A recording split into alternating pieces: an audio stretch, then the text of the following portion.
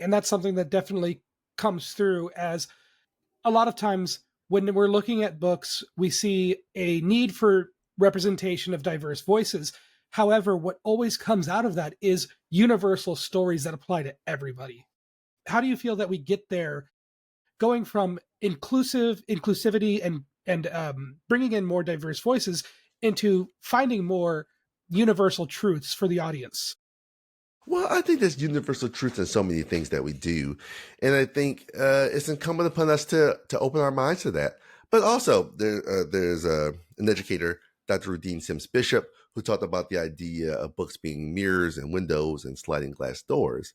And even if we don't see ourselves in a book or our family in a book, that book can serve as a window to another family, another type of life, or even a sliding glass door. We can experience someone else's journey through the safety of books and literacy.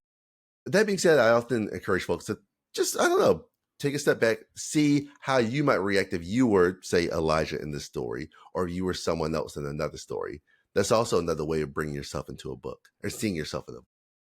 I always say that books and media that targets young audiences have such an important role in cultivating and teaching empathy. And I think that's something that all audiences can get from that. I always say that I learn more about myself, or I learn something new about myself every book I read.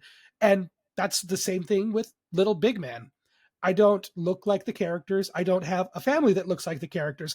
However, I can still see parts of my own personality and experiences of wanting to help and not necessarily succeeding in the way that Elijah does.